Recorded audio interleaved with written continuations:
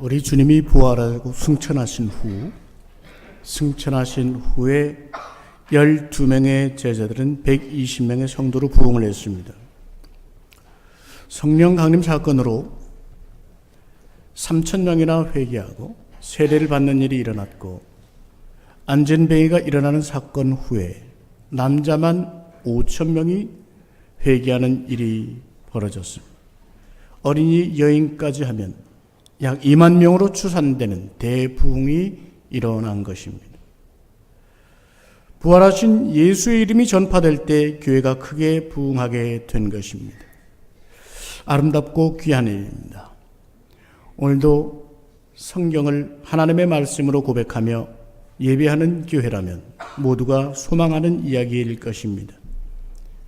핵심 단어는 이 모든 것을 성령께서 이루셨다는 것입니다.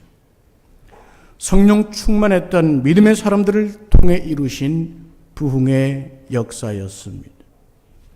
그런데 주목해야 할 것은 이런 부흥하는 교회에 사탄의 도전이 있었다는 것입니다.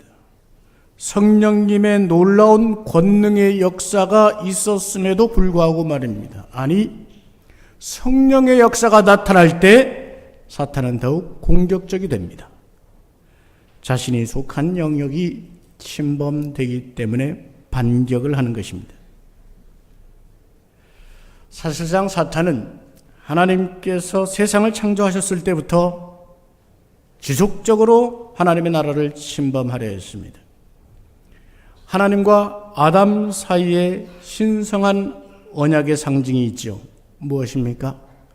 우리는 금단의 과일이라고 부르는데 그 좋은 용어 아닌 것 같습니다.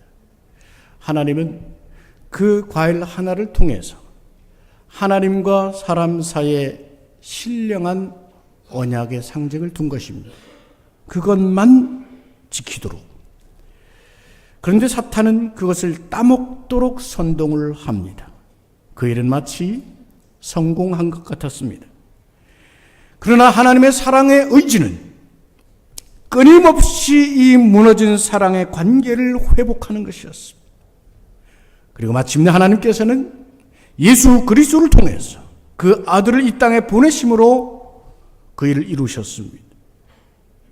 예수님께서 십자가에 달려 죽으시는 순간 마치 사탄은 자기가 승리한 줄로 생각했을 것입니다.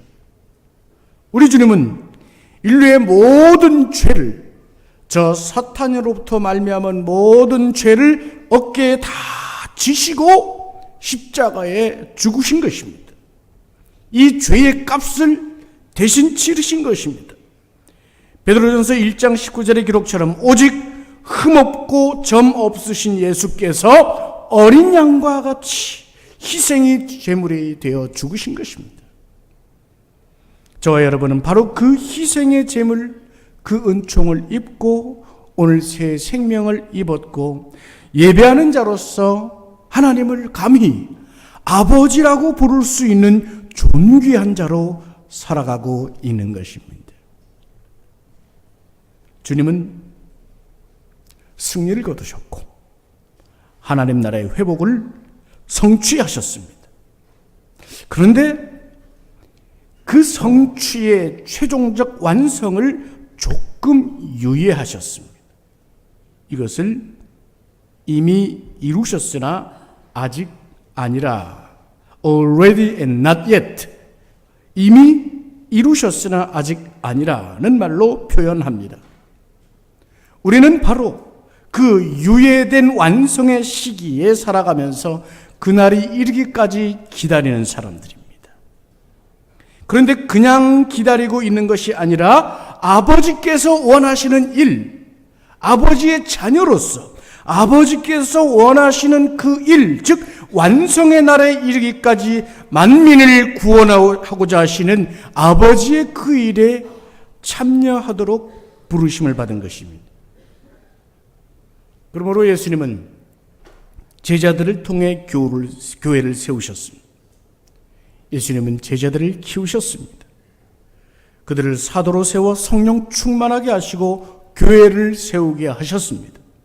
그리고 그 교회를 통해 예수 그리스도께서 이루신 구원의 소식, 즉 복음이 전파되게 하셨습니다. 그 복음의 말씀이 힘있게 전파되면서 교회가 점점 부흥해 간 것입니다. 그런데 이 부흥의 역사에 주목해야 하는 것이 있습니다. 말씀드린 대로 사탄의 공격인 것입니다. 사탄은 사두개인을 중심으로 한 산헤드린 공회라고 하는 권력 집단을 통해 외부의 핍박으로 교회를 공격했습니다. 그러나 실패했습니다. 교회는 오히려 더욱 부흥해 갔습니다. 교회 외부 세력을 동원해서 실패하자 이번에는 내부의 사람을 이용했습니다. 타락하고 부패한 사람 아나니아와 삽비라라는 내부자의 위선을 통해서 교회를 타락시키려고 했습니다. 무너뜨리려고 했습니다. 그러나 성령께서는 이 일도 막으셨습니다. 교회는 두 사람의 죽음 앞에서 거룩한 두려움으로 뭉쳤고 더욱 신앙적으로 부흥해 갔습니다. 그러자 이번에는 가장 교묘한 방법으로 공격을 했습니다. 교회의 집중력을 떨어뜨리라는 것입니다. 오늘 대하는 본문이 바로 그것입니다. 문제의 발단은 이렇습니다. 교회가 부흥하자 거기에 불평하는 일들이 생겨나게 된 것입니다. 사도행전 2장이나 4장 말씀에 보면 교회에서는 너도 나도 특히 많이 가지고 있는 사람들이 자신의 소유를 팔았습니다. 열심히 헌금을 해서 가난한 사람들을 위해 구제 활동을 했습니다. 그 구제 활동의 가장 우선되는 대상은 누구였는가? 남편을 먼저 떠나보낸 여인들이었습니다. 초대교회에서는 이 여인들을 과부라고 했고 그것은 마치 직분처럼 호칭을 한 이름이었습니다. 지금과는 달리 물론 지금도 어렵습니다마는 여인이 홀로 되었을 때 당신은 누군가의 도움 없이는 도무지 생계를 꾸려갈 수가 없었습니다. 친척이 있으면 친척들이 반드시 이 과부를 돕도록 했습니다. 친척마저 없는 이들은 그야말로 도움 없이는 살아갈 수 없었습니다. 그래서 사회적 돌봄이 필요했습니다. 출애굽기 신명기의 말씀에 보면 나그네와 고아와 또 홀로 된 여인 과부의 울음소리가 있다면 하나님께서 그 부르짖음에 바로 이렇게 신원하겠다고 하나님께서 그 가난한 자들의 부름에 신원하겠다고 말씀하셨습니다. 그러므로 이들은 사회적 돌봄이 필요했고 교회는 바로 그들을 열심히 도왔습니다. 오늘 1절 말씀에 보면 매일의 구제라고 했습니다. 즉 날마다 음식을 나누어 준 것입니다.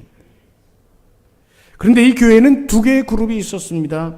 히브리파 유대인과 헬라파 유대인입니다. 정확하게 표현하면 히브리파 유대인 성도, 헬라파 유대인 성도. 당시에는 유대인들로부터 기독교가 시작되었기 때문에 그래서 팔레스틴 본토 출신 히브리파 유대인 성도, 또 저 멀리 살다가 이 성령 강림과 함께 예루살렘으로 모여든 사람들이 있었죠. 그 외에도 이방에 살다가 돌아온 헬라 문명에 익숙한 헬라파 유대인들이 있었습니다. 이 헬라파 유대인 그룹에 속한 과부들이 구제 사역에서 빠졌던 모양입니다. 그래서 히브리파 사람들을 이 헬라파 유대인들이 원망했다고 했습니다. 갈등이 일어난 것입니다. 문제가 생겼습니다.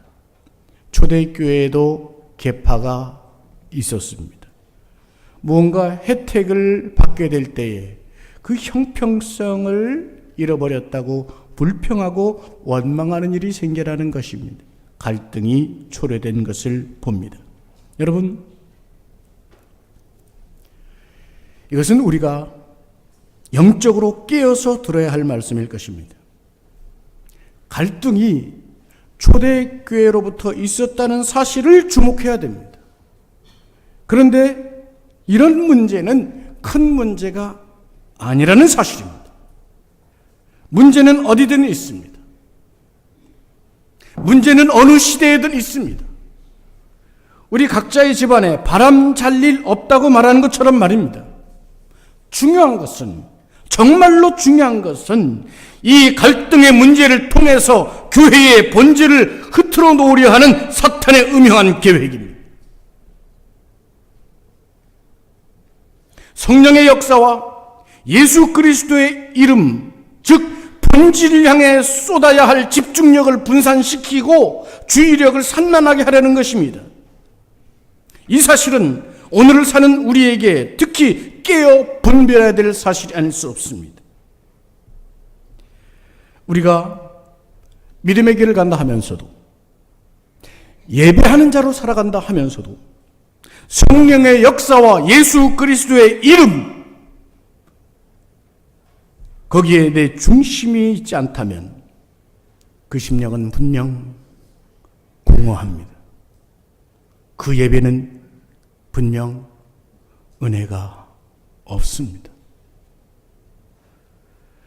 다른 말로 교회 가는 재미가 없어집니다. 우리 내면의 갈등이 바로 그러하고 공동체의 갈등도 그렇게 나타납니다. 본질을 놓쳤을 때 말입니다. 이때 이것을 어떻게 해결하여 더 발전적인 방향으로 가느냐, 이것이 중요한 것입니다. 결론적으로 말씀드리면 오늘 설교의 제목처럼 성령께서는 갈등 속에서 이 교회를 더욱 성숙하게 이끌어 가셨다는 것입니다. 성령께서 어떻게 갈등을 해결하시는지 주의 깊게 생각해 보아야 하겠습니다. 이것은 우리 교회의 미래를 위한 선행 학습이 될 것이요, 또한 우리 개인의 신앙의 자리에서 소중한 그 내적 소명에 대한 말씀이 되기 때문입니다. 첫째, 성령께서는 교회에서 각자의 소명을 일깨우도록 해주셨습니다. 2절에서 4절 말씀을 우리 다시 한번 다 같이 읽어보시겠습니다. 스크린에도 마련되어 있습니다. 함께 읽읍시다. 12사도가 모든 제자를 불러 이르되 우리가 하나님의 말씀을 제쳐놓고, 형제들아 너희 가운데서 성령과 지혜가 충만하여 칭찬받는 사람 7을 택하라. 우리가 이 일을 그들에게 맡기고 우리는 오로지 기도하는 일과 말씀 사역에 힘쓰리라 하니. 아멘. 사도들은 교회에 이 성도들에게 어떤 해결책을 강요하지 않았습니다. 문제를 함께 나누고자 그들을 모두 모았습니다. 할렐루야. 하나님께 집중하시라는 뜻입니다. 할렐루야. 성도들을 모아놓고 말했습니다. 우리가 하나님의 말씀을 제쳐놓고 접대를 일삼는 것이 마땅하지 아니하다. 성령께서는 한 3번만 더 하세요. 괜찮아.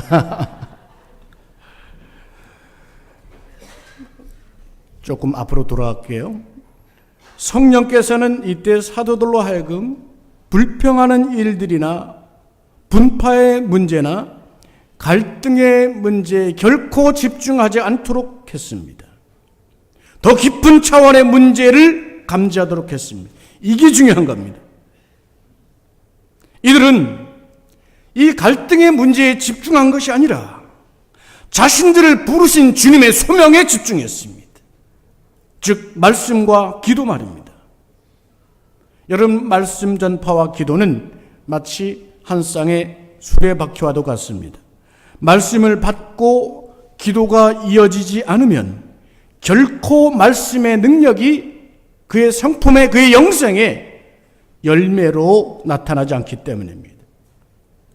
사도들은 자신들이 주님으로부터 받은 사역의 본질에 집중하고자 했습니다.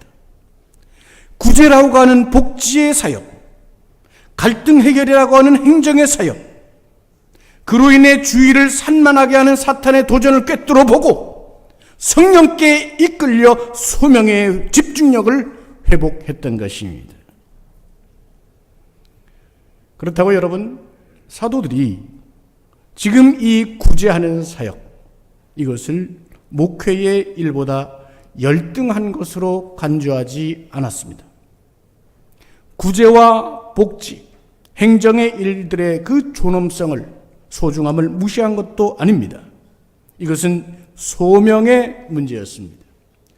우리가 분명하게 볼 것은 1절에 매일의 구제라고 했을 때 그 구제라는 말과 4절에 말씀 사역이라고 했을 때 이 사역이라는 말이 원어상으로는 똑같습니다.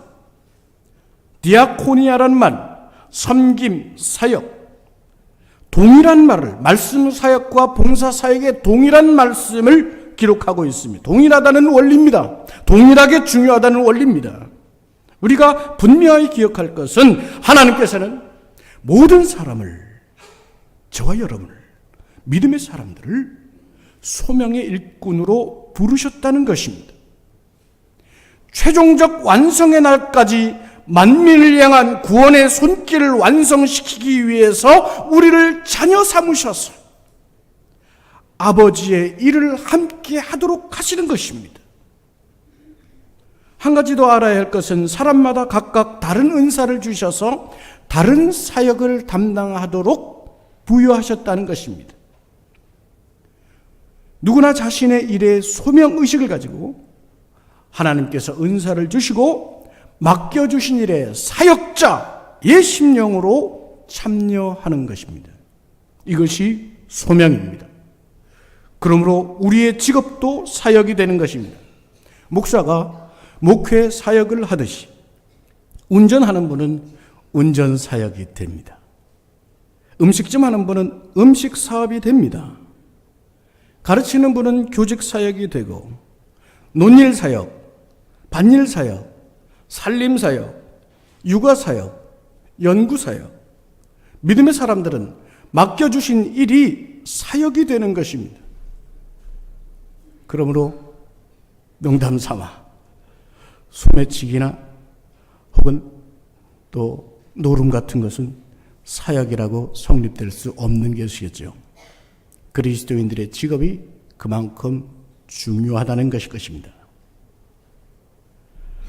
성령께서는 사도들로 하여금 우선적인 사역을 하는 일에서 딴 데로 주의를 돌릴 권리가 없음을 깨닫게 하셨습니다. 구제의 사역은 구제의 사역, 행정의 일들은 행정의 사역, 모두가 중요하지만 말씀을 전하는 일과 기도하는 일에 부름받은 사람은 결코 자신의 우선 책임에 대한 집중력을 잃어버려서는 안 됨을 일깨워 주시는 것입니다. 그래서 사도들은 모든 제자들에게 전합니다. 오로지 기도하는 일과 말씀 사역에 힘쓰리라. 그리고 성도들을 향하여, 그 제자들을 향하여 각자의 소명을 더불어 일깨워 주신 것입니다. 둘째, 성령께서는 주께서 주신 소명을 감당하는 사람을 세우도록 하셨습니다. 소명을 일깨워 주시고 소명을 감당할 사람을 세우도록 하셨습니다. 사도들이 전하는 말을 듣고 온 무리가 기뻐했다고 성경은 우리에게 들려줍니다. 5절, 6절 말씀 다 같이 읽겠습니다. 함께 합시다. 온 무리가 이 말을 기뻐하여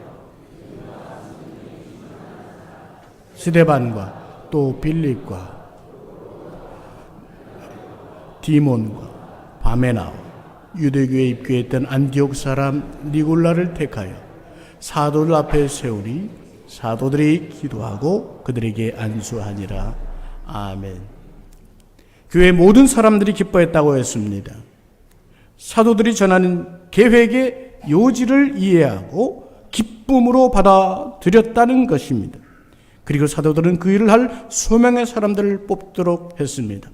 온 교인들이 7명의 집사를 뽑았다고 했습니다. 구제 사역과 갈등을 해결하기 위한 소명이 있는 일꾼을 세운 것입니다. 이 7사람 중에는 우리 귀에 익숙한 이들이 있습니다. 스데반이라는 분이 있습니다. 믿음과 성령이 충만한 사람이라고 했습니다. 빌립이라는 분이 있습니다. 브로고로, 니가노로, 디몬, 바메나, 또 니골라는 유대교에 있던 분인데 회심을 하여 안디옥으로부터 왔던 사람, 니골라라는 사람을 여기에 기록하고 있습니다. 이 다양한 사람들, 이 사람들의 공통점이 하나 있습니다. 사도들이 교우들에게 요청했던 것, 이런 사람을 뽑아주십시오. 3절에 기록되죠. 지혜와 성령이 충만하여 칭찬받는 사람이라고 했습니다. 한번 다 같이 따라합시다. 지혜와 성령이 충만하여 칭찬받는 사람. 많은 경우 이 구절을 대할 때면 마치 습관처럼 마음이 뜨끔해지는, 그래서 고개를 숙이는 사람이 있습니다. 반면에 이 구절을 읽을 때면 누군가를 떠올리면서 비웃으려고 준비하는 사람들도 있습니다. 여러분, 여기서 우리는 기억해야 됩니다.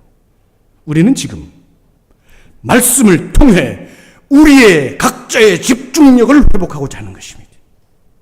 누군가를 떠올리려는 그 비본질 향해 왜곡된 집중력을 지우고 바로 내가 주님으로부터 받은 그 소명에 대해 집중해야 하는 것입니다.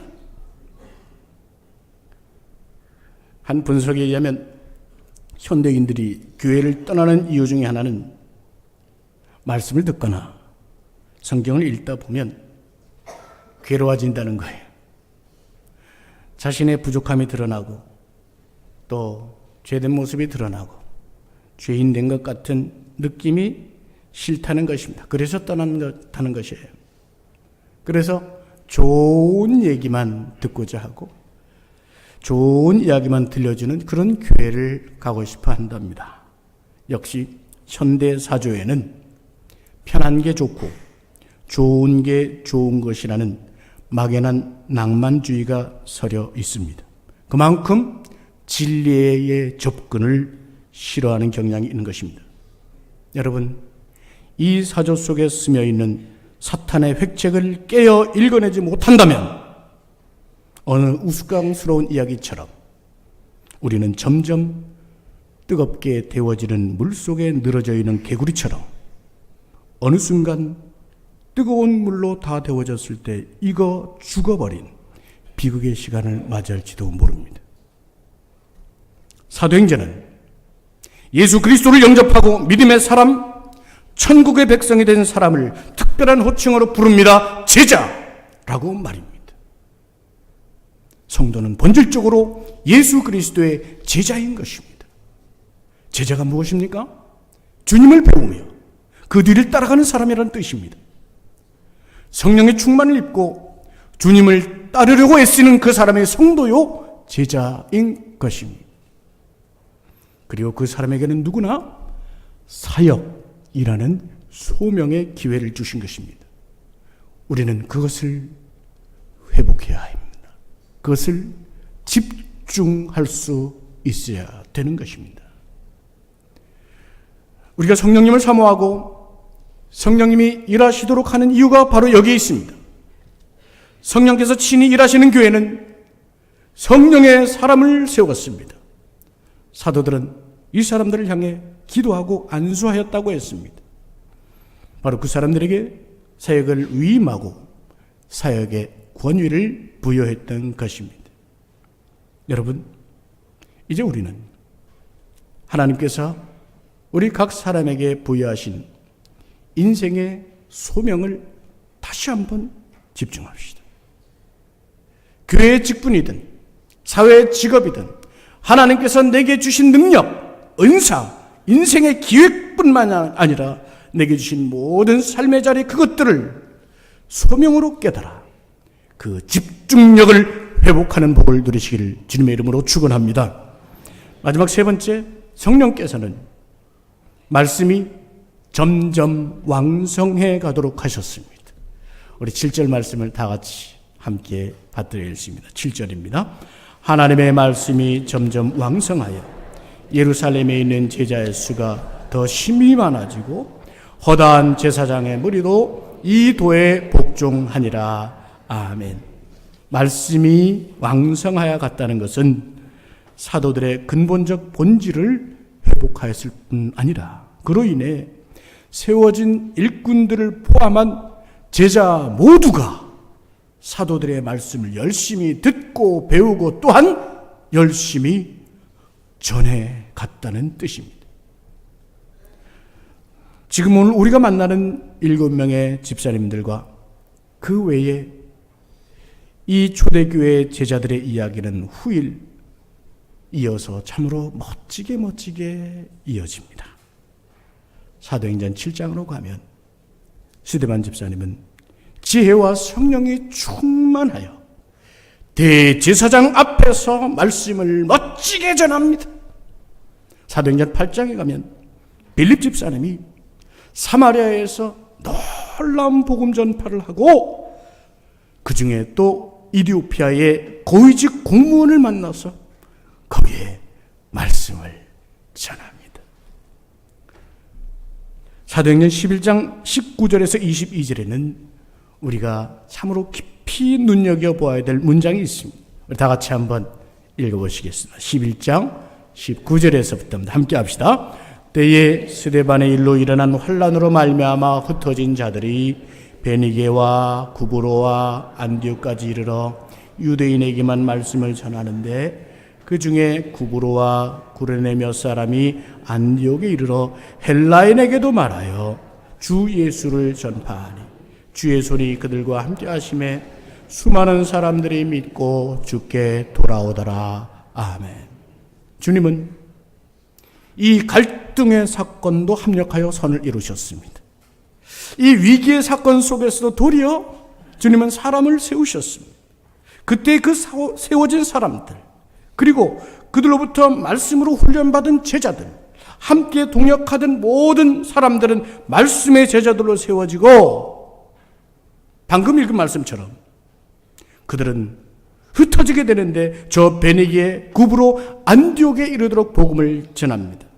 유대인에게만 전했을 뿐만 아니라 헬라인에게까지 복음을 전합니다. 여러분, 이것은 대단히 놀라운 일입니다. 7명의 집사와 그 제자들은 그 가운데 말씀으로 훈련되어졌고 그 가운데 그들 중에는 바윌링걸 이중 언어로 능통한 이들이 준비되었습니다. 그들 통해 마침내는 이방인에게까지 복음이 전파되고 저 안디옥의 교회가 세워집니다. 안디옥이라고 하는 곳은 기독교 역사에 빛나는 곳입니다. 바로 그곳에 첫 선교사가 파송되는 일이 이렇게 이루어져 가고 있었던 것입니다. 갈등이 이루어낸 성령께서 갈등을 통하여 더욱 성숙하게 발전시켜간 놀라운 선교의 역사였습니다. 이렇게 하나님 말씀이 왕성하여 예루살렘 교회의 제자들이 더 많아졌습니다. 본래 유대교에 속했던 제사장 무리들도 예수 그리스도를 영접하고 예수님의 제자가 되었다고 오늘 성경은 우리에게 알려줍니다. 결국 말씀이 왕성함으로 교회는 힘을 얻습니다. 말씀을 먹고 기도하는 중에 교회가 살아날 뿐더러 교회가 성장해 갔습니다. 누가는 바로 이 사도행전에 곳곳에 놀라운 증언을 남겨주고 있습니다. 말씀의 흥황을 통해 교회가 함께 성장해 가던 그 아름다운 요절들을 곳곳에 두어서 잊을만 하면 꼭 깨우치게 해주고 있습니다. 사도행전 12장에 보면 이방인의 첫 구원 사건이 기록되죠. 바로 고넬료의 가정입니다. 이 고넬료의 가정이 회심한 후에 성경은 이렇게 우리에게 들려줍니다. 하나님의 말씀은 흥황하여 더하더라. 사도 바울이 1차에서 2차, 3차 여행을 마친 선교 여행을 마친 후 하나님께서 어떻게 역사하는지 사도행전 19장 20절은 이렇게 우리에게 또 들려줍니다. 이와 같이 주의 말씀이 힘이 있어 흥왕하여 세력을 얻으니라. 이 말씀들 속에는 모두 말씀이 힘있게 전파되었다는 말이 교회에 성장했다는 말과 함께 나와 있습니다. 말씀이 있는 곳에 하나님께서 일하고 계셨던 것입니다. 말씀을 붙든 곳에 위기의 극복이 있었고 갈등 속에서도 더욱 성장하도록 하시는 성령님의 역사가 있었던 것입니다. 사람도 마귀도 어떤 갈등이나 문제도 감히 성령의 역사를 막을 수 없었습니다. 말씀이 계셨기 때문입니다. 초대교회의 마귀가 시도했던 악한 도전은 이렇게 무너졌습니다. 권력을 잡은 자들의 외적 핍박도, 아나니아 삽비라 부부를 통한 내적인 타락과 부패의 시도도, 오늘 읽은 교회의 소명과 집중력을 분산시키려는 획책도 성공하지 못했습니다. 만일 이런 시도 중에 하나라도 성공했더라면 교회의 역사는 태동과 동시에 그치고 말았을 것입니다. 그리고 우리 베델교회도 없었을 것입니다. 그러나 하나님께서는 이 갈등의 일을 통해 혹은 핍박과 어려움의 시기를 통해 도리어 이방인을 향한 복음 전파의 놀라운 일을 이루어가고 계셨던 것입니다. 사도들과 제자들은 성령으로 충만하여 깨어 분별할 수 있는 자들이었습니다. 오늘도 우리는 분별의 능력을 가져야 합니다. 하나님께서 일하시고 성령님의 역사가 더욱 힘있게 나타나도록 말씀을 붙들고 열심히 기도하며 각자의 소명의 자리에 충실하며 집중하며 주님의 길을 따라가는 제자로서 여러분 삶에 참된 복이 더해가시고 우리 교회가 더욱 든든해 가져갈 수 있기를 주님의 이름으로 축원합니다.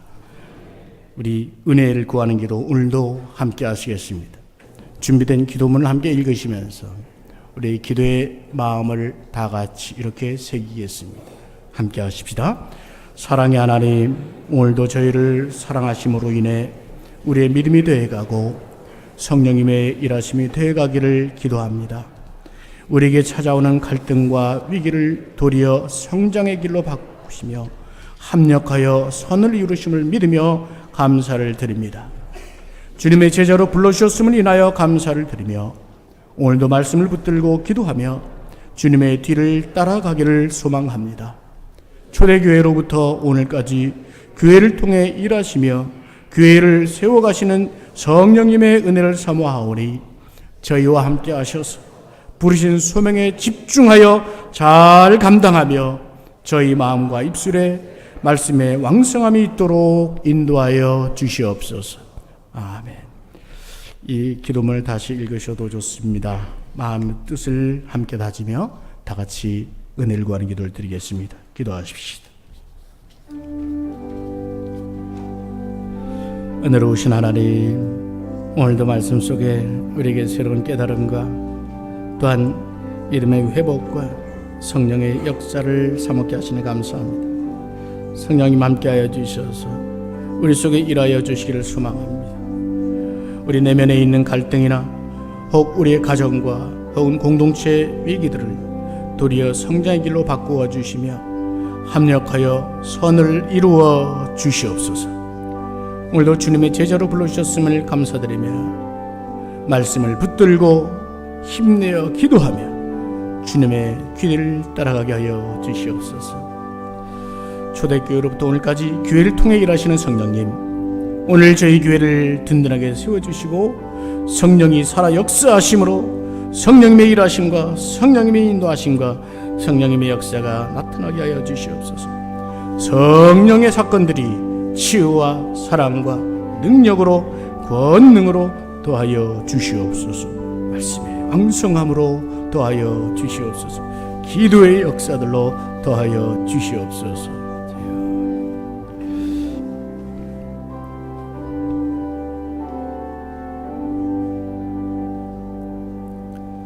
사랑하는 주님, 오늘도 주님께 예배하는 이들 위해 함께 하시고 주님의 사랑 어린 위로와 소망으로 함께하여 주시옵소서.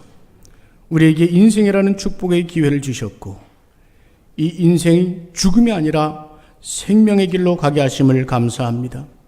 또한 맡겨주신 은사와 소명으로 주신 사역들을 선히 감당해낼 수 있는 믿음을 더하여 주시옵소서. 각자의 삶에 주신 귀한 은사들을 잘 감당하여 말씀을 전할 힘을 얻게 하시고 온 교회가 말씀으로 힘을 내어가는 권능을 허락하여 주시옵소서. 예수님의 이름으로 기도하옵나이다. 아멘.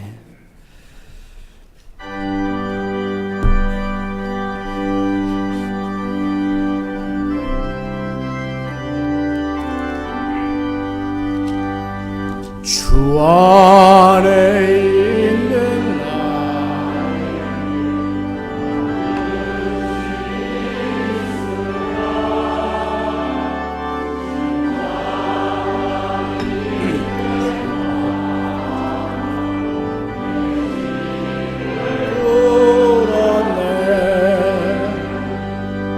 주님을 찬송하면서 할렐루야 할렐루야 내 앞길 멀고 험해도 나 주님만 따라가리 그 두려움이 내 기도 되었고 전날의 안순 편하여 내 노래 되었네 주님을 찬송하면서 할렐루야 할렐루야 내 앞길 나 주님만 따라가리 내 주는 자비하소서 늘 함께 계시고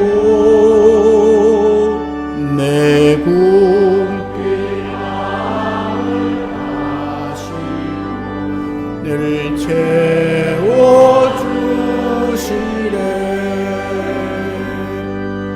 주님을 찬송하면서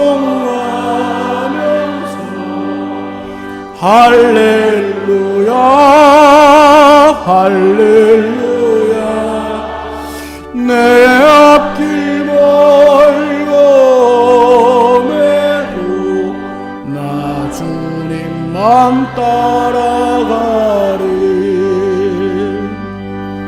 내 주 매주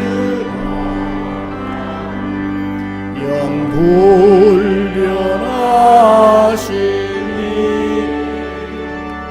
그 나라 가기까지는 늘 보호하시네 주님을 찬송하면서 할렐루야 할렐루야 내 앞길 멀고 험해도 나 주님만 따라가리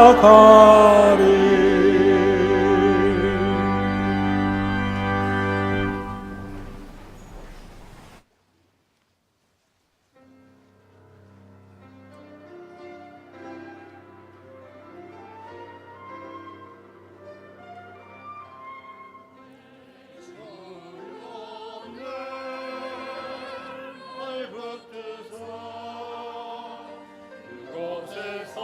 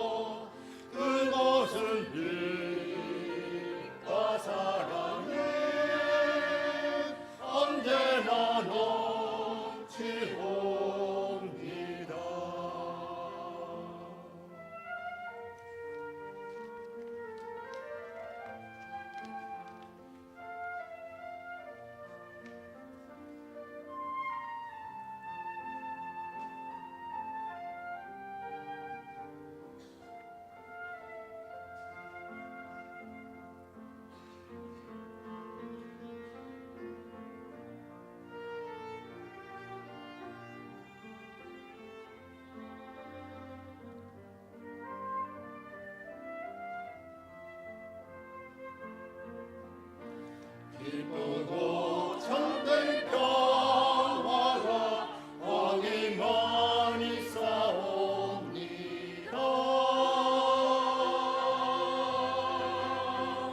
내 주여 내 발붙드사 그곳에 서게 하소서. 그것은 빛과 사랑이 언제나 넘치옵니다.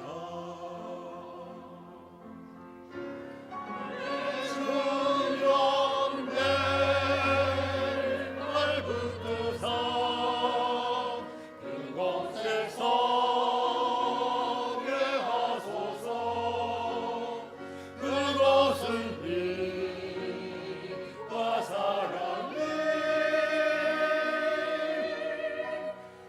언제나 넘치옵니다.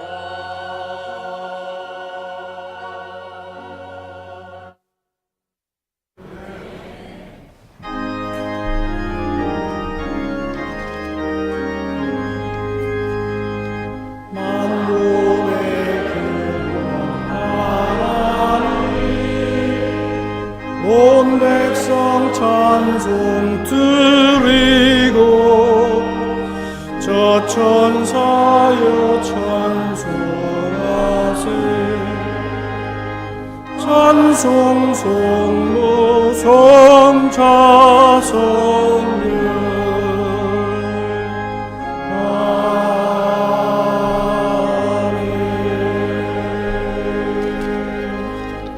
은혜로우신 하나님, 주의 사랑을 입은 백성들이 주님께 나와 예배를 드리며 구별된 예물을 바칩니다. 온전한 11조로 하나님께 드리는 삶에 잠언의 언약처럼 내 재물과 내 소산의 처음 익은 열매로 여호와를 공경하라. 그리하면 내 창고가 가득히 차고 내 포도즙 틀에 새 포도즙이 넘치리라 하신 언약의 말씀을 이루어 주시옵소서. 감사의 심령들마다 주님 감사가 더하게 하셔서 평생에 살아갈 때에 환경이나 소유나 상황에서 오는 감사가 아니라 그 심령 속에 감사가 더함으로써 참된 행복과 찬미가 끊이지 않게 하여 주시옵소서. 뜻을 정한 제물들이 있습니다. 영혼들을 위한 선교의 예물, 장학의 예물, 또 주일마다 마음을 정하여 작정하여 드리는 예물이 있습니다. 또한 성전을 위하여, 강단을 위하여 드리는 예물들이 있습니다. 하나님, 이 모든 예물들을 흠양하여 주셔서 하나님의 영광을 만방에 나타내며 주님의 나라가 이 땅에 이루어지며 또한 예수 그리스도의 이름이 말씀으로 흥왕할 수 있도록 축복하여 주시옵소서. 이 시간 우리 형제자매 중에 함께하지 못한 이가 있습니다. 연로하고 어린 우리의 자녀들 중에도 혹 육신의 약함을 입거나 병상에 신음하는 분들도 있습니다. 성령님 이때에 찾아가 위로하여 주시옵소서, 치유하여 주시옵소서, 회복케 하여 주시옵소서. 특별히 이제 무더웠던 여름을 보내는 이 계절에 우리 어르신들 건강을 지켜주시고 우리 모두가 새 학기를 맞이하듯이 새 마음, 새 뜻, 새 믿음으로 특별히 성령께서 우리를 위로하시고 새 힘 주시고 놀라운 성령의 사건들을 이루신 절차를 믿음으로 바라보게 하여 주시옵소서. 더욱 말씀으로 흥왕케 하시고 기도하게 하시며 말씀의 왕성함으로 세상 가운데서도 시냇가에 뿌리 내린 나무와 같은 은총을 더하여 주시옵소서. 그래 다시금 믿음으로 거룩한 성도, 소망으로 거룩한 가정, 사랑으로 거룩한 교회의 꿈을 함께 꾸며 힘있게 나아가게 하여 주시옵소서. 예수님의 이름으로 기도하옵나이다. 아멘.